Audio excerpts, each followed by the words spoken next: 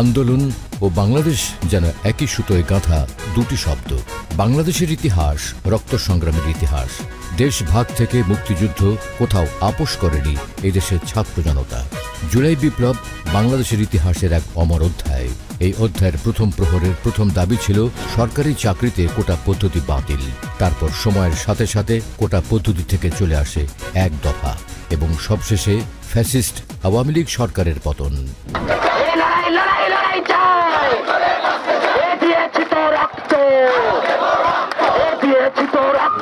প্রথম দিকে এই আন্দোলন সাধারণ ছাত্রদের মাঝে সীমাবদ্ধ ছিল, কিন্তু ছাত্রদের এই আন্দোলন একসময় হয়ে ওঠে গণমানুষের মুক্তির আন্দোলন। বিগত 15 বছর ধরে ফ্যাসিস্ট হাসিনার যে দুঃশাসন চলছিল তা থেকে মুক্তি পেতে দেশের মানুষ অধীর আগ্রহে অপেক্ষা করছিল। ঘরে বসে থাকা যায় না, আমরা রাতে ঘুমাতে পারি না। একটি স্বাধীন দেশে মত প্রকাশের স্বাধীনতা থাকে, দ্রব্যমূল্যের উপর নিয়ন্ত্রণ থাকে এবং বিরোধী দলগুলো যৌক্তিকভাবে আন্দোলন করতে পারে। কিন্তু স্বৈরাচার হাসিনার আমলে এগুলোর কোনোটাই ছিল না। একদিকে প্রশাসনের সীমাহীন দুর্নীতি, লুটপাট, চাঁদাবাজি, গুম ও বিচার বহির্ভূত হত্যাকাণ্ড, অন্যদিকে প্রহসনের নির্বাচন। এসব দেখে দেশের ছাত্র জনতা ফুঁসতে থাকেন এক নয়া বন্দোবস্তের জন্য। জুলাই বিপ্লবের অগ্নিঝরা দিনগুলি অন্য কোনো সাধারণ দিনের মতো ছিল না। একদিকে ফ্যাসিস্ট সরকারের পেটুয়া বাহিনীর মরণ কামড়, অন্যদিকে আওয়ামী লীগের ক্যাডার বাহিনীর নৃশংস হত্যাযজ্ঞ দেখে বিস্মিত হয়েছিল বিশ্ব মিডিয়া। এই আন্দোলনে সাধারণ ছাত্র জনতা থেকে শুরু করে নিষ্পাপ শিশুসহ অসংখ্য মানুষ শহীদ হয়েছেন। বর্বরচিত এই হত্যাযজ্ঞ দেখে জাতিসংঘ সহ বিশ্বের বহু দেশ উদ্বেগ জানিয়েছেন। ছাত্র জনতার জুলাই বিপ্লব বাংলাদেশের একটি গণতান্ত্রিক গণ অভ্যুত্থান। 15 বছরের স্বৈরাচারী শাসনের অবসান ঘটানো একটা অসম্ভব ব্যাপার ছিল, কিন্তু দেশপ্রেমী ছাত্র জনতা তাদের দৃঢ় দেশপ্রেম, অসীম সাহস আর মৃত্যুঞ্জয়ী মনোভাব দিয়ে এই অসম্ভবকে সম্ভব করেছেন। এই ফ্যাসিবাদ কিন্তু একদিনে গড়ে ওঠেনি। 1/11-এর ষড়যন্ত্রের যে ধারাবাহিকতা, তার প্রথম টার্গেট ছিল নির্বাচন। আমরা যদি 2008 সালের 29 ডিসেম্বরের জাতীয় সংসদ নির্বাচনের দিকে তাকাই, তাহলে একটি অবাস্তব ও অলীক দৃশ্যপট দেখতে পাই। বিএনপির মতো একটি দলকে মাত্র 30টি আসন দেয়া হয়। এর পেছনেও কলকাঠি নেড়েছিল তৎকালীন আওয়ামী লীগ ও তার দোসরেরা। সেই থেকে শুরু, তারপর ক্ষমতাকে কুক্ষিগত করে দেশের সাধারণ জনগণকে গণতন্ত্রের প্রকৃত সুফল থেকে বঞ্চিত করে আওয়ামী লীগ। 2011 সালের 10 মে তত্ত্বাবধায়ক সরকার ব্যবস্থা বাতিল করে আওয়ামী লীগ, যা ছিল স্বাধীন বাংলাদেশের ইতিহাসে এক ন্যাক্কারজনক ঘটনা। তত্ত্বাবধায়ক সরকার ব্যবস্থা বিলুপ্তির মাধ্যমে আওয়ামী লীগ হাঁটা ধরে ফ্যাসিস্টের পথে। এই ফ্যাসিজমের কারণে দেশের বিচার ব্যবস্থা ভেঙে পড়ে। আওয়ামী লীগের মদতে গুম, খুন ও চাঁদাবাজি সহ নানা রকম অপকর্মের কারণে দেশ জুড়ে সৃষ্টি হয়েছিল এক ভয়ের সংস্কৃতি। শেখ হাসিনার এই কর্তৃত্ববাদী অপশাসন প্রশাসন থেকে শুরু করে বিচার বিভাগ অবধি চালু ছিল। দেশের আইন, বিচার ও সংসদীয় ব্যবস্থার এমন নাজুক পরিস্থিতির কারণে প্রধান বিচারপতির মতো একজন গুরুত্বপূর্ণ ব্যক্তিকেও অসম্মানজনকভাবে অপসারণ করা হয়। এই বিরূপ পরিবেশের অগ্নিসাক্ষী হয়েছিল দেশের সাধারণ জনগণ। দেশ ও গণমানুষের মুক্তি ও কল্যাণের কথা ভেবে তখন রাজপথের আন্দোলনে নামেন 3 বারের নির্বাচিত প্রধানমন্ত্রী বেগম খালেদা জিয়া। জনাব তারেক রহমান সহ অন্যান্য রাজনৈতিক দলগুলো সোচ্চার ছিলেন আওয়ামী দুঃশাসনের বিরুদ্ধে। ফ্যাসিস্টের বিরুদ্ধে গড়ে তোলা প্রতিটি আন্দোলনে প্রত্যক্ষ ও পরোক্ষভাবে অকুণ্ঠ সমর্থন দেন দেশের সাধারণ জনগণ। ইতিহাস আমাদের কোনো ঘটনাই ভুলতে দেয় না।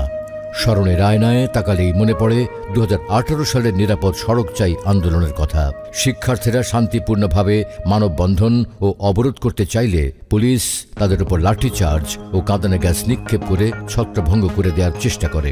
পুলিশের পাশাপাশি ছাত্রলীগ, যুবলীগ, দেশীয় অস্ত্র নিয়ে ছাত্রছাত্রী ও সাংবাদিকদের উপর হামলা করে। বিভিন্ন আন্তর্জাতিক সংস্থা এবং বিশিষ্ট ব্যক্তিবর্গ আন্দোলনকারীদের সাথে একাত্মতা প্রকাশ করেন এবং ছাত্রছাত্রীদের ওপর সরকারের দমনপীড়নমূলক ব্যবস্থা দেশে ও বহির্বিশ্বে তীব্রভাবে নিন্দিত হয়। নিরাপদ সড়ক চাই সংকটের রেশ কাটতে না কাটতেই শুরু হয় আরেক সংকট। দেশের মেধাবী শিক্ষার্থীদের মেধা থাকা সত্ত্বেও তারা সরকারি চাকরিতে সন্তোষজনক হারে সুযোগ পেতেন না। তার প্রধান কারণ ছিল সরকারি চাকরিতে কোটা ব্যবস্থা পদ্ধতি।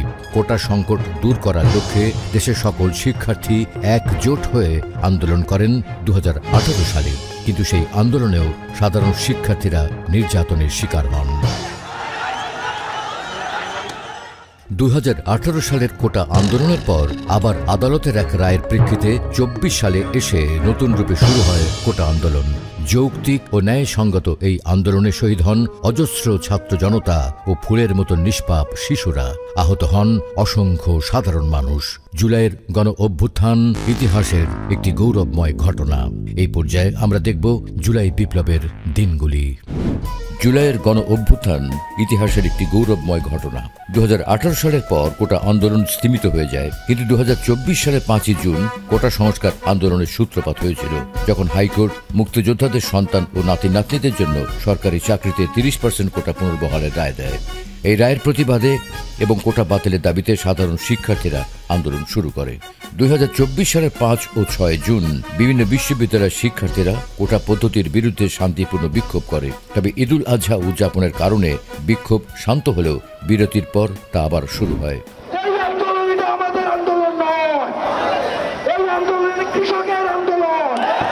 24 দিনের বিরতির পর 24 সালের 1 জুলাই শিক্ষার্থীরা কোটা বাতিলের নতুন নির্বাহী আদেশের দাবিতে ঢাকা বিশ্ববিদ্যালয় ক্যাম্পাস এবং আরও কয়েকটি বিশ্ববিদ্যালয়ে বিক্ষোভ করে।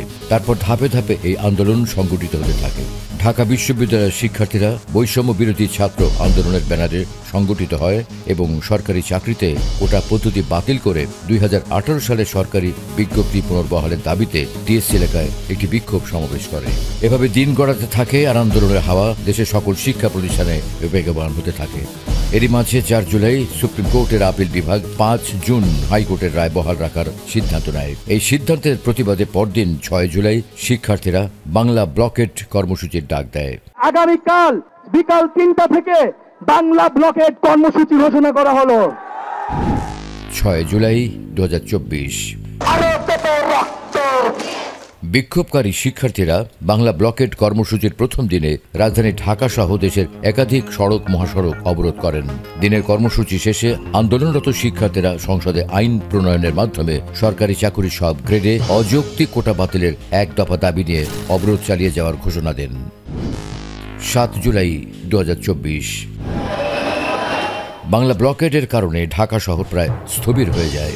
কেন্দ্রীয় কর্মসূচির সঙ্গে সামঞ্জস্য রেখে সারা দেশের কলেজ ও বিশ্ববিদ্যালয়ে ক্লাস ও পরীক্ষা বর্জনের ঘোষণা দেয় শিক্ষার্থীরা। এই বিক্ষোভকে অযৌক্তিক উল্লেখ করে বিষয়টি সর্বোচ্চ আদালতে নিষ্পত্তি হওয়া উচিত বলে মন্তব্য করেন শেখ হাসিনা। এটারও কোনো যৌক্তিকতা আছে বলে আমি মনে করি না। 8 জুলাই 2024 এভাবে দিন গড়াতে থাকে আর আন্দোলনের পালে দ্রোহের হাওয়া বেগবান হতে থাকে। এই দিনে শিক্ষার্থীদের জোরালো আন্দোলনের ফলে ঢাকার সাথে অন্যান্য জেলা যাতায়াতে অসুবিধা হয়। বিক্ষোভকারীরা এটি নতুন আইন প্রণয়নের মাধ্যমে সরকারি চাকরিতে সব অযৌক্তিক ও বৈষম্যমূলক কোটা সম্পূর্ণভাবে বাদ দেওয়ার এক দফা দাবি জানান। বাতিল করা হোক এবং যৌক্তিক যাদের জন্য কোটার একদমই 9 জুলাই 2024 বৈষম্য বিরোধী ছাত্র আন্দোলন দেশের সড়ক ও রেলপথের গুরুত্বপূর্ণ পয়েন্টে ভোর থেকে সন্ধ্যা অবরোধ ঘোষণা করে। এদিকে হাইকোর্টের রায়ের বিরুদ্ধে আইনজীবীর মাধ্যমে আপিল করেন 2 শিক্ষার্থী। চাচ্ছি যে এটার একটা সম্মানজনক সন্তোষজনক সমাধান হোক। 10 জুলাই 2024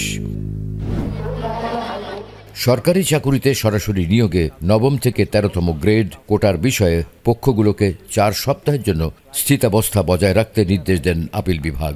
সব গ্রেডে সরকারি নিয়োগে কোটা পদ্ধতি সংস্কারের দাবি জানান শিক্ষার্থীরা। যদি রাখতেই চাক 5%-এর বেশি না। সরকারি চাকরির প্রত্যেকটা গ্রেডেই যৌক্তিক পর্যায়ে নেই, সর্বোচ্চ 5% করে আমাদের রাখবেন।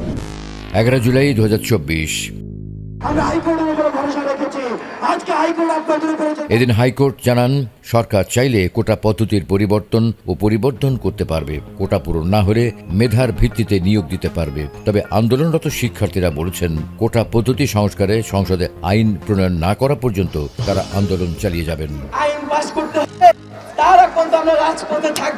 আন্দোলনকারী শিক্ষার্থী আওয়ামী লীগের সাধারণ সম্পাদক ওবায়দুল কাদের বলেন, কোটা আন্দোলনকারীরা দেশের সর্বোচ্চ আদালতের বিরুদ্ধে তাদের পেশি শক্তি ব্যবহার করছে, যা অযৌক্তিক ও বেআইনি। স্বরাষ্ট্রমন্ত্রী বলেন, আন্দোলনকারীরা সীমা অতিক্রম করছে। তারা বোধহয় এগুলি ক্রস করে যাচ্ছে। 12 জুলাই 2024 ঢাকার বাইরের একাধিক স্থানে সাধারণ শিক্ষার্থীদের উপর পুলিশ ও আওয়ামী লীগ হামলা করে। হামলার প্রতিবাদে এবং কোটা পদ্ধতি সংস্কারের দাবি জানিয়ে রাজধানীর শাহবাগ মোড় অবরোধ করে বিক্ষোভকারীরা। 13 জুলাই 2024 সাপ্তাহিক ছুটির দিন থাকলেও বিভিন্ন বিশ্ববিদ্যালয় ও কলেজে বিক্ষোভ মিছিল করেন শিক্ষার্থীরা। রাজশাহীতে রেলপথ অবরোধ করে দেওয়া হয়। আন্দোলন দমানোর জন্য সরকার সাধারণ শিক্ষার্থীদের হয়রানি শুরু করে, যার প্রেক্ষিতে ঢাকা বিশ্ববিদ্যালয়ের শিক্ষার্থীরা সংবাদ সম্মেলন করে অভিযোগ করেন, মামলা দিয়ে শিক্ষার্থীদের আন্দোলনে বাধা দেওয়ার চেষ্টা করা হচ্ছে। 14 জুলাই 2024 এই দিনটি ছিল খুবই গুরুত্বপূর্ণ। শিক্ষার্থীরা তাদের দাবি জানিয়ে রাষ্ট্রপতি মোহাম্মদ শাহাবুদ্দিনের কাছে স্মারকলিপি পেশ করেন। চট্টগ্রাম বিশ্ববিদ্যালয় আন্দোলনকারীদের উপর বাংলাদেশ ছাত্রলীগের নেতাকর্মীদের হামলায় 13 আন্দোলনকারী আহত হন। এদিন সন্ধ্যায় একজন সাংবাদিকের প্রশ্নের জবাবে শেখ হাসিনা একটি মন্তব্য করেন। এখন আমার সামনে যদি দুইটা অপশন থাকে যে দুইজনই সমান মেধাবী, একজন মুক্তিযুদ্ধের সন্তান, একজন রাজাকারের সন্তান, আমি অবশ্যই মুক্তিযুদ্ধের সন্তানকে চাকরি দেব। অবশ্যই। মানে কি মুক্তিযোদ্ধার সন্তান নাতিপুতিরা কেউ মেধাবী না, যত রাজাকারের বাচ্চারা নাতিপুতি হলো মেধাবী, তাই না? মন্তব্যে তিনি আন্দোলনকারীদের রাজাকারের সঙ্গে তুলনা করেন। এই মন্তব্যের পর রাতে ঢাকা বিশ্ববিদ্যালয়ের শিক্ষার্থীদের বিক্ষোভ শুরু হয়। মাঝরাতের স্লোগানের ধ্বনি প্রতিধ্বনিত হয়ে ছড়িয়ে পড়ে সারা দেশে।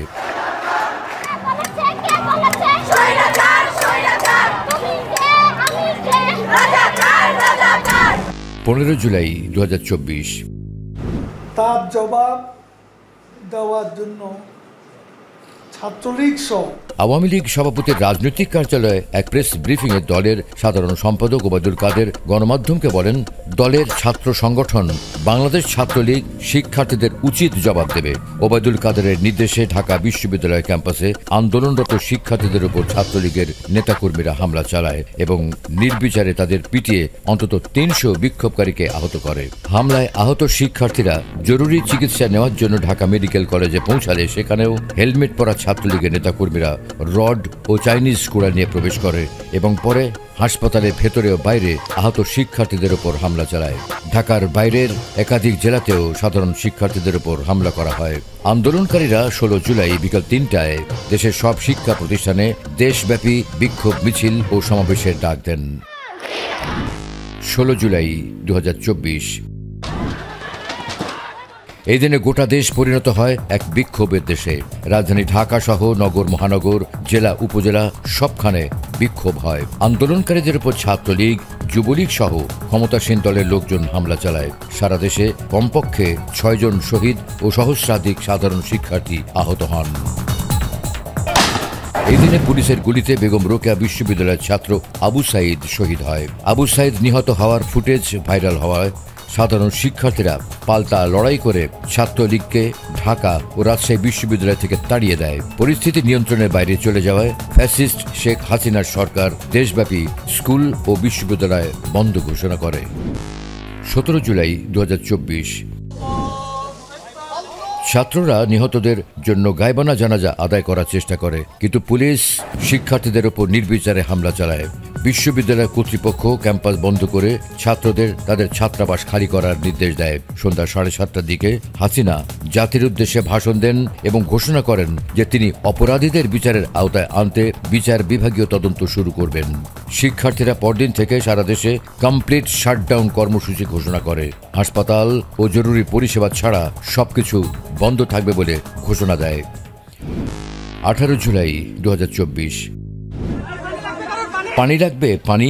মীর মুগ্ধের এই বাক্যটি আজও আমাদের মানসপটে ভেসে আসে। মুগ্ধকে গুলি করে হত্যা করার মতো দৃশ্য কি সহজে ভোলা যায়? মীর মুগ্ধ এই দিন গুলিবিদ্ধ হয়ে শহীদ হন। মুগ্ধের শহীদ হওয়ার দৃশ্য তখন নেট দুনিয়ায় ভাইরাল হয়েছিল। কমপ্লিট শাটডাউনের আওতায় গোটা দেশে থমথমে পরিস্থিতি বিরাজ করে। এদিকে পাবলিক বিশ্ববিদ্যালয়গুলো বন্ধ হয়ে যাওয়ার পর আন্দোলনে নতুন মাত্রা যোগ করে প্রাইভেট ইউনিভার্সিটির শিক্ষার্থীরা। এদিন পুলিশ ও ছাত্রলীগের লোকজন শিক্ষার্থীদের উপর ব্যাপক হামলা চালায়। ঢাকা সহ 47টি জেলায় ব্যাপক সহিংসতা ঘটে, এতে প্রাণ হারায় কমপক্ষে 29 জন। আন্দোলন দমানোর জন্য কোথাও কোথাও হেলিকপ্টার থেকেও গুলি করা হয়। বিকেল থেকে সারা দেশে মোবাইল ইন্টারনেট পরিষেবা বন্ধ করে দেওয়া হয়, ফলে বাংলাদেশের সঙ্গে বিশ্বের যোগাযোগ বিচ্ছিন্ন হয়ে যায়। সারা দেশে বর্ডার গার্ড, বাংলাদেশ বিজিবি সদস্য মোতায়েন করা হয়। আন্দোলনের প্রকৃত ভয়াবহতা ও সত্য তথ্য টেলিভিশনে দেখানোর কারণে 4টি চ্যানেলের সম্প্রচার সাময়িক সময়ের জন্য বন্ধ করে দেওয়া হয়। চ্যানেলগুলো হলো বাংলা ভিশন, চ্যানেল 24, এনটিভি ও দেশ টিভি। 19 জুলাই 2024। সাধারণ শিক্ষার্থীদের একটি শান্তিপূর্ণ আন্দোলনকে দমন পীড়নের দ্বারা সরকার সর্বোচ্চ সহিংসতার দিকে নিয়ে যায়। জুলাই বিপ্লবের এই দিনটি ছিল ভয়াবহ। ফ্যাসিস্ট সরকারের পেটুয়া বাহিনী এই দিনে কমপক্ষে 66 জনকে হত্যা করে। শিক্ষার্থীদের উপর হামলার ভয়াবহতা দেখে কোথাও কোথাও সাধারণ মানুষও শিক্ষার্থীদের পক্ষ নিয়ে আন্দোলনে যোগ দেন। এদিন ঢাকার বাড্ডা, রামপুরা, উত্তরা, যাত্রাবাড়ি ও মোহাম্মদপুরে সংঘর্ষ তীব্র হয়। বৈষম্য বিরোধী ছাত্র আন্দোলনের সমন্বয়করা 9 দফা দাবি ঘোষণা করেন। অন্যদিকে ফ্যাসিস্ট সরকার রাতে কারফিউ জারি করেন, পাশাপাশি সেনা সদস্য মোতায়েন করেন। সারা দেশে ইন্টারনেট পরিষেবা পুরোপুরি বন্ধ করে দেওয়া হয়। 20 জুলাই 2024। আপনারা যদি 30 সেকেন্ডের মধ্যে না যান তাহলে আপনাদের প্রতি কিন্তু আমরা কঠোর হব। মৃত্যু ভয়কে উপেক্ষা করে কারফিউয়ের প্রথম দিনেও রাস্তায় নেমে আসেন ছাত্র জনতা। এই দিনে কমপক্ষে 26 জনকে হত্যা করা হয়। সরকার পরবর্তী নির্দেশ না দেওয়া পর্যন্ত কারফিউ অব্যাহত রাখার ঘোষণা দেয় এবং 2 দিনের সাধারণ ছুটি ঘোষণা করে। 3 জন সমন্বয়ক 8 দফা দাবি নিয়ে তৎকালীন 3 মন্ত্রীর সঙ্গে দেখা করেন। আন্দোলনের নেতা এবং বাংলাদেশ জাতীয়তাবাদী দলের কয়েকজন নেতাকে আটক করা হয়। অন্যদিকে গভীর রাতে ঢাকার সবুজবাগের একটি বাসা থেকে বৈষম্য বিরোধী ছাত্র আন্দোলনের অন্যতম সমন্বয়ক নাহিদ ইসলামকে সাদা পোশাকে কয়েকজন জোর করে তুলে নিয়ে যায়। 21 জুলাই 2024। কোটা পদ্ধতি বাতিলের আদেশটাকে ওনারা অবৈধ ঘোষণা করেছিলেন, সেই রায়টি হাইকোর্টের বাতিল ঘোষণা করেছেন আজকে। এদিন সরকারি চাকরিতে নিয়োগের ক্ষেত্রে রায় দেন সর্বোচ্চ আদালত। রায় কোটা প্রথা হিসাবে মেধাভিত্তিক 93%, মুক্তিযোদ্ধা, শহীদ মুক্তিযোদ্ধা ও বীরঙ্গনা সন্তানদের জন্য 5%, ক্ষুদ্র জাতিগোষ্ঠীর 1% এবং প্রতিবন্ধী ও তৃতীয় লিঙ্গের জন্য 1% নির্ধারণ করা হয়। কারফিউয়ের এই দিনেও কমপক্ষে 7 জন শহীদ হন। জাতিসংঘ, ইইউ, যুক্তরাজ্য সহ একাধিক দেশ সহিংসতার বিষয়ে উদ্বেগ প্রকাশ করেন। এই বিশেষ পরিস্থিতিতে 56 জন সমন্বয়কের পক্ষ থেকে সংবাদ কর্মীদের কাছে একটি যৌথ বিবৃতি পাঠানো হয়, যাতে শিক্ষার্থীদের কমপ্লিট শাটডাউন আরও জোরদার করার আহ্বান জানানো হয়। 22 জুলাই 2024। দেশ জুড়ে চলা সহিংসতা ও আন্দোলনের খবর প্রচার করায় সরকার দ্বিতীয়বারের মতন বাংলা ভিশনের সম্প্রচার বন্ধ করে দিয়েছিল। এই দিনে বাংলা ভিশনের সম্প্রচার প্রায় 30 মিনিট বন্ধ ছিল। এদিন সংঘর্ষে আরও 13 জনের মৃত্যুর খবর পাওয়া যায়। 17 জুলাই থেকে 22 জুলাই অবধি চলে গণগ্রেপ্তার। গ্রেপ্তারকৃত ছাত্র জনতা, বিএনপি ও জামায়াতের সংখ্যা ছাড়িয়ে যায় প্রায় 2000-এর উপরে এবং 20,000 অজ্ঞাত পরিচয় ব্যক্তিকে অভিযুক্ত করে বিভিন্ন থানায় প্রায় 50টি মামলা দায়ের করা হয়। ফ্যাসিস্ট হাসিনা বিএনপি ও জামাতকে পরিণতির হুঁশিয়ারি দেন এবং অহংকার করে বলেন, শেখ হাসিনা পালায় না। পালিয়ে গেছে, শেখ হাসিনা নাই, শেখ হাসিনা চলে গেছে, শেখ হাসিনা পালায় না। 23 জুলাই 2024। সরকার এই মর্মে আদেশ জারি করে সরকারি, আধা সরকারি ও স্বায়ত্তশাসিত সংস্থায় 93% নিয়োগ মেধার ভিত্তিতে করার ঘোষণা দিয়ে প্রজ্ঞাপন জারি করে সরকার। তবে কোটা সংস্কার আন্দোলনের সমন্বয়করা তা প্রত্যাখ্যান করে। তারা বিক্ষোভে নিহত ও আহতদের বিচার দাবি করে। 24 জুলাই 2024।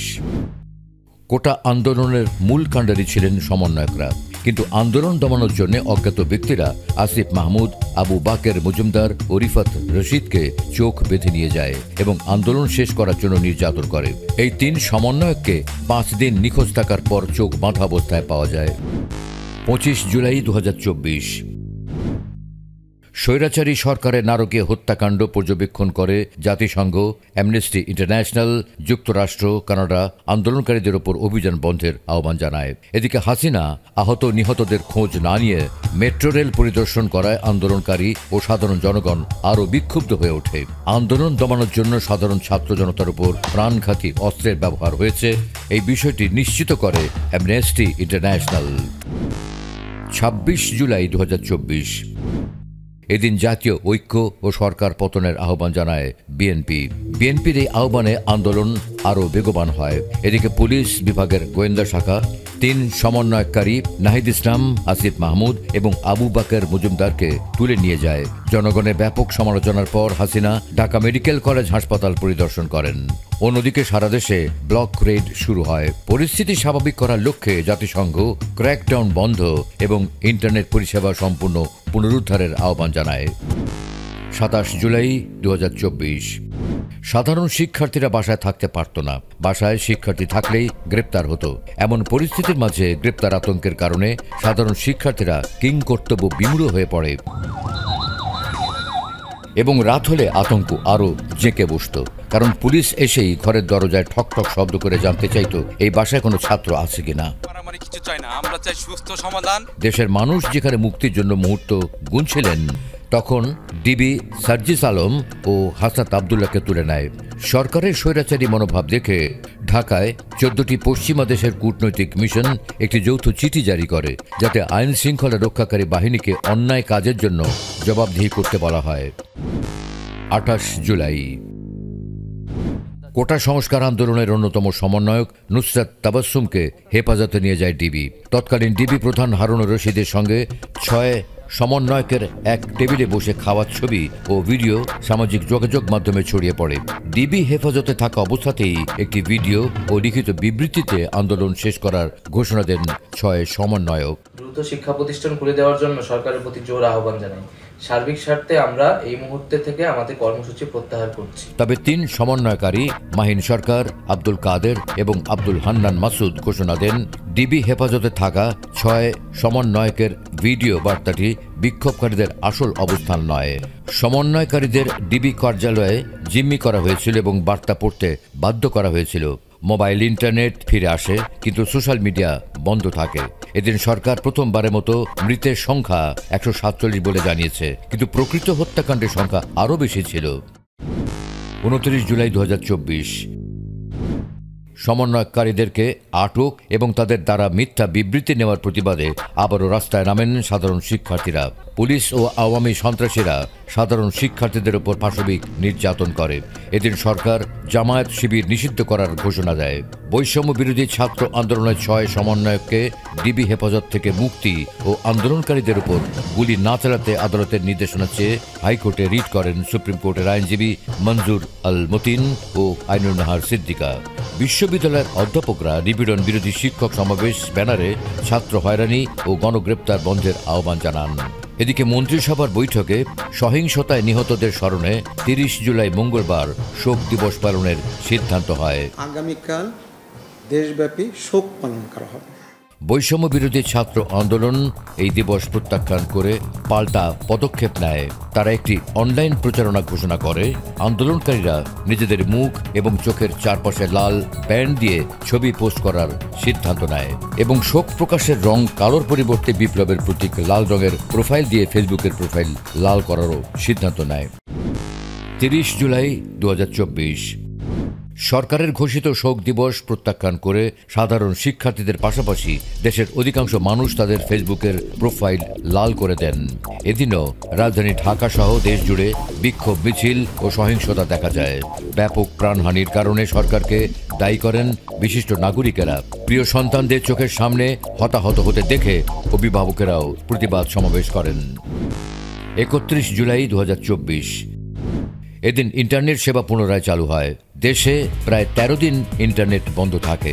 ইন্টারনেট বন্ধ থাকার দিনগুলোতে ফ্যাসিস্ট সরকারের ভয়াবহতা যে কত নিষ্ঠুর ছিল সেই দৃশ্যগুলো ধীরে ধীরে ফেসবুক এবং ইউটিউবে ভাইরাল হতে থাকে। হত্যা, গণগ্রেপ্তার, হামলা, মামলা, জোরপূর্বক গুম এবং ছাত্র ও নাগরিকদের হত্যার প্রতিবাদে সারা দেশে ছাত্ররা মার্চ ফর জাস্টিস নামে প্রতিবাদ করেছে। সব শিক্ষার্থীদের পুলিশ হেফাজত এবং কারাগার থেকে মুক্ত না করলে এইচএসসি পরীক্ষা বর্জন করা হবে বলে ঘোষণা দেন কয়েকশো পরীক্ষার্থী। 32 জুলাই 2024। জুলাই বিপ্লব শুরু হয়েছিল জুলাই মাসে, কিন্তু এই বিপ্লব জুলাই মাস পেরিয়ে আগস্টে উপনীত হলেও জনগণ ও বিপ্লবীরা আগস্ট মাসের দিনগুলিও জুলাই নামে গণনা করেন। সেই হিসেবে 1 আগস্ট ছিল জুলাই বিপ্লবের 32 জুলাই। এই দিনে স্বৈরাচারী সরকার সন্ত্রাস বিরোধী আইনে জামায়াত শিবিরকে নিষিদ্ধ করে প্রজ্ঞাপন জারি করে। ব্যাপক সমালোচনার পর স্বৈরাচার সরকার ডিবির হেফাজতে থাকা আন্দোলনের 6 সংগঠককে মুক্তি দেয়। পরিস্থিতি অনুধাবন করে জাতিসংঘ সহিংসতা তদন্তে একটি স্বাধীন ফ্যাক্ট ফাইন্ডিং দল পাঠানোর প্রস্তাব দেয়। 33 জুলাই 2024। সহিংসতায় নিহতদের বিচার চেয়ে জাতীয় প্রেস ক্লাব থেকে শহীদ মিনার পর্যন্ত লাখো শিক্ষার্থী, শিক্ষক, অভিভাবক, আইনজীবী, শিল্পী, সুশীল সমাজের সদস্য ও রাজনৈতিক কর্মীরা দ্রোহ যাত্রাতে যোগ দেয়। এদিকে ডিবি হেফাজতে থাকা 6 সংগঠক বলেন, ডিবি অফিস থেকে প্রত্যাহারের বিবৃতি তারা স্বেচ্ছায় দেননি। জাতিসংঘের সংস্থা ইউনিসেফ বিক্ষোভের সময় কমপক্ষে 32 শিশুর মৃত্যুর ঘটনায় উদ্বেগ প্রকাশ করে। 7 ঘন্টার জন্য আবারও বন্ধ হয়ে যায় ফেসবুক। বিক্ষোভকারীরা 4 আগস্ট থেকে দেশব্যাপী আন্দোলন ও অসহযোগ আন্দোলনের ঘোষণা দেয়। অন্যদিকে হাসিনা আন্দোলনকারীদের আলোচনায় বসার আহ্বান জানিয়ে বলেন, গণভবনে তার দরজা আলোচনার জন্য খোলা রয়েছে। আমি কখনোই আমার দরজা বন্ধ করিনি, গণভবনের দরজা খোলা। 34 জুলাই 2024। ঢাকা সিটি সব ওয়ার্ডে ওয়ার্ডে স্বৈরাচার সরকার বুঝতে পারে তাদের দিন শেষ।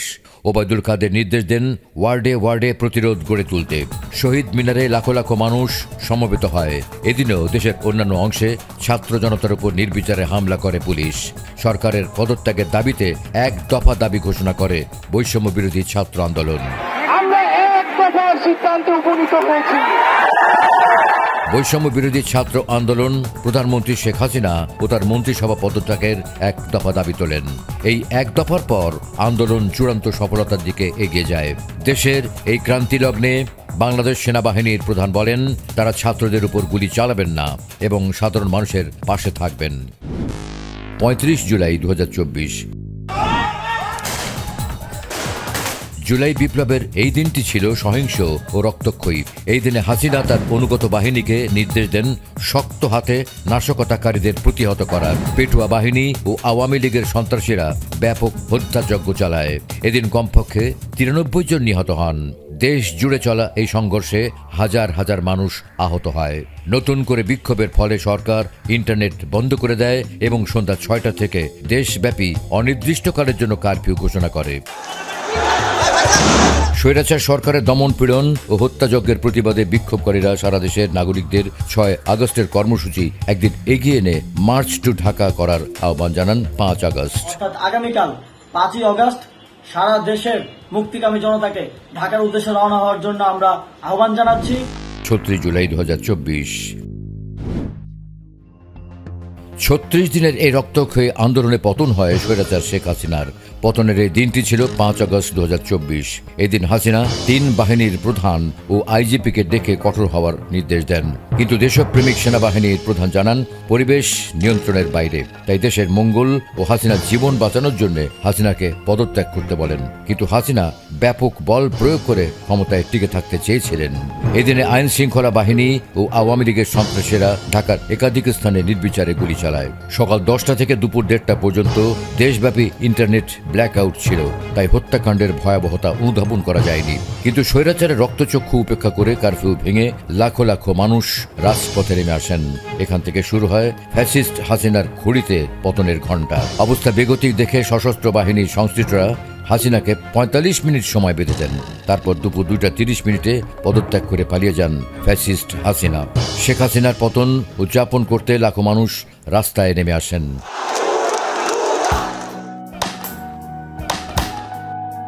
অসংখ্য প্রাণের বিসর্জন আর লক্ষাধিক ছাত্র জনতার হতাহতের বিনিময়ে সফল হয় জুলাই বিপ্লব।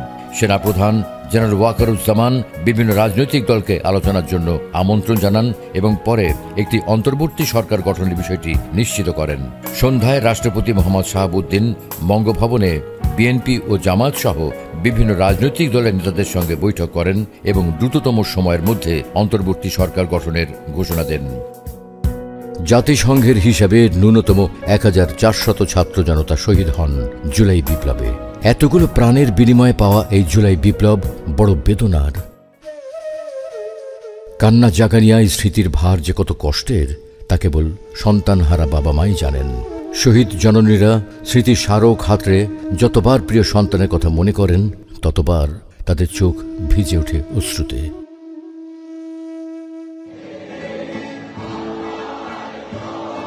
প্রতি বছর জুলাই ফিরে আসবে স্মরণের আয়না হয়ে। মজলুমের ইতিহাস আমাদের মনে করিয়ে দেয়, ফ্যাসিজমের শেকড় যত গভীরেই প্রথিত হোক না কেন, দেশপ্রেমের টানে তার মূলোৎপাটন করা কেবলমাত্র কালের দাবি।